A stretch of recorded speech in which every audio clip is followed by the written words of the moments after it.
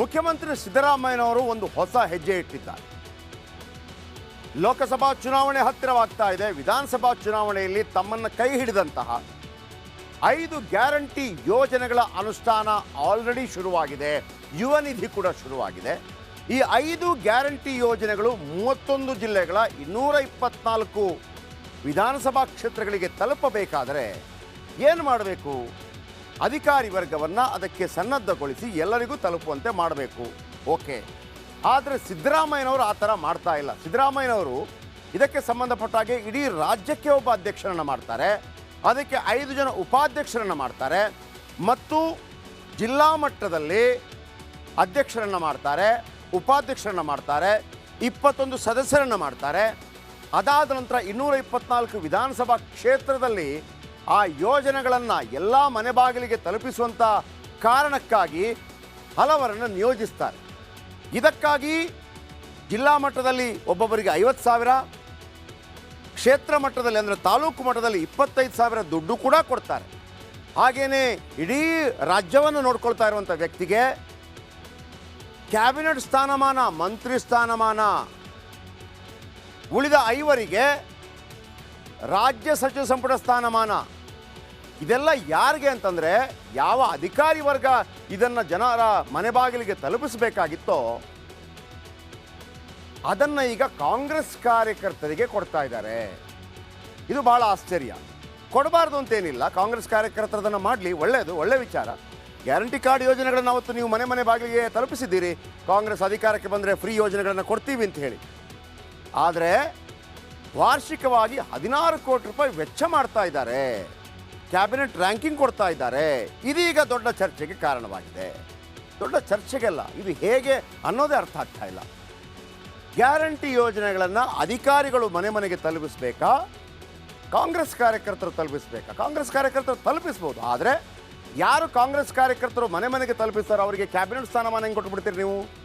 ಇದು ಸಿದ್ದರಾಮಯ್ಯನವರೇ ಘೋಷಣೆ ಮಾಡಿರುವಂಥದ್ದು. ಈ ಘೋಷಣೆಯನ್ನು ಮಾಡಿದ್ದಾರೆ. ರಾಜ್ಯ, ಜಿಲ್ಲಾ, ತಾಲೂಕು ಮಟ್ಟದಲ್ಲಿ ರಚನೆ ಆಗಲಿರುವ ಆ ಸಮಿತಿ ಗ್ಯಾರಂಟಿಗಳನ್ನು ಪರಿಣಾಮಕಾರಿ ಜಾರಿಯ ಉದ್ದೇಶ ಹೊಂದಿದೆ.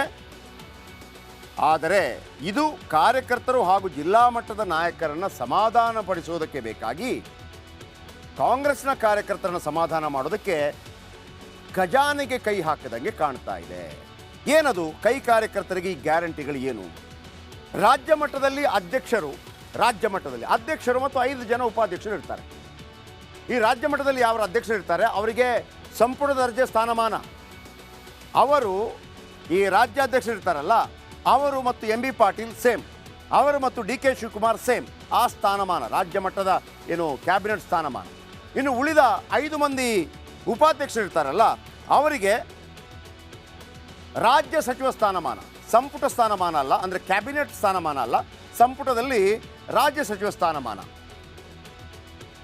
ಇನ್ನು ರಾಜ್ಯ ಮಟ್ಟದ ಸಮಿತಿಗೆ 31 ಜನ ಸದಸ್ಯರು ಇರ್ತಾರೆ. ರಾಜ್ಯ ಮಟ್ಟದ ಸಮಿತಿಗೆ ಅದೇ 31 ಜನ ಅಂದರೆ 31 ಜಿಲ್ಲೆಗಳಿಗೆ. ಆಮೇಲೆ ಇವರಿಗೆ ಅಧ್ಯಕ್ಷ, ಉಪಾಧ್ಯಕ್ಷ ಮತ್ತು 21 ಸಮಿತಿ ಸದಸ್ಯರು ಇವರೆಲ್ಲ ಇರ್ತಾರೆ. ರಾಜ್ಯ ಮಟ್ಟದಲ್ಲಿ 31 ಜನ ಇರ್ತಾರಲ್ಲ ಅವರಿಗೆ ಪ್ರತಿ ತಿಂಗಳು 50,000 ರೂಪಾಯಿ, ಗೊತ್ತಿಲ್ಲ ನನಗೆ ಪ್ರತಿ ತಿಂಗಳೋ ಅಥವಾ ಪ್ರತಿ ವರ್ಷಕ್ಕೋ ಗೊತ್ತಿಲ್ಲ, ಒಟ್ಟು 16 ಕೋಟಿ ರೂಪಾಯಿ ಖರ್ಚು ಮಾಡಲಾಗ್ತಾ ಇದೆ ಇವರಿಗಾಗಿ. ಇನ್ನು 224 ಕೈ ಕಾರ್ಯಕರ್ತರಿಗೆ ಜಿಲ್ಲಾ ಮಟ್ಟದಲ್ಲಿ ಒಬ್ಬ ಅಧ್ಯಕ್ಷ ಇರ್ತಾನೆ. ಅದಾದ ನಂತರ ರಾಜ್ಯ ಮಟ್ಟದಲ್ಲಿ ಆಯಿತು. ರಾಜ್ಯ ಮಟ್ಟದಲ್ಲಿ ಅಧ್ಯಕ್ಷ, 5 ಉಪಾಧ್ಯಕ್ಷರು, ಆಮೇಲೆ ರಾಜ್ಯ ಮಟ್ಟದ ಸಮಿತಿಗೆ 31 ಜನ ಸದಸ್ಯರು, ಆಮೇಲೆ ಅಲ್ಲಿ ಅಧ್ಯಕ್ಷ, ಉಪಾಧ್ಯಕ್ಷ, ಸಮಿತಿ ಸದಸ್ಯ. ಜಿಲ್ಲಾ ಮಟ್ಟದಲ್ಲಿ ಒಬ್ಬ ಅಧ್ಯಕ್ಷ, ಉಪಾಧ್ಯಕ್ಷ, 21 ಸದಸ್ಯರು, ಆಮೇಲೆ ಇವರೆಲ್ಲರೂ ಕೂಡ 50,000. ಇನ್ನು 224 ಕ್ಷೇತ್ರದ ಸಮಿತಿ ಅಧ್ಯಕ್ಷರು, ತಾಲೂಕು ಮಟ್ಟದಲ್ಲಿ ಉಪಾಧ್ಯಕ್ಷ, 11 ಜನ ಸದಸ್ಯರಿರ್ತಾರೆ. ಇವರಿಗೆ 25,000 ರೂಪಾಯಿ. ಒಟ್ಟಾರೆ ರಾಜ್ಯದ 3,662 ಕಾಂಗ್ರೆಸ್ ಕಾರ್ಯಕರ್ತರಿಗೆ ವಾರ್ಷಿಕ 16 ಕೋಟಿ ರೂಪಾಯಿ ಖರ್ಚು ಮಾಡೋದು. ಯಾಕೆ ಖರ್ಚು ಅಂತಂದರೆ ಕಾಂಗ್ರೆಸ್ ಸರ್ಕಾರದ ಗ್ಯಾರಂಟಿ ಯೋಜನೆಗಳು ಮನೆ ಮನೆಗೆ ತಲುಪಿದೆಯಾ ಅಂತ ನೋಡೋದಷ್ಟೇ. ಮತ್ತು ಅಧಿಕಾರಿಗಳಿಗೇನು ಕೆಲಸ? ಇದು ಯಾವ ರೀತಿ ಯಾರ್ದೋ ದುಡ್ಡು ಎಲ್ಲಮ್ಮನ ಜಾತ್ರೆ, ಇದು ನಮ್ಮ ದುಡ್ಡು ಕಾಂಗ್ರೆಸ್ ಕಾರ್ಯಕರ್ತರ ಜಾತ್ರೆ ಆಗತ್ತೆ.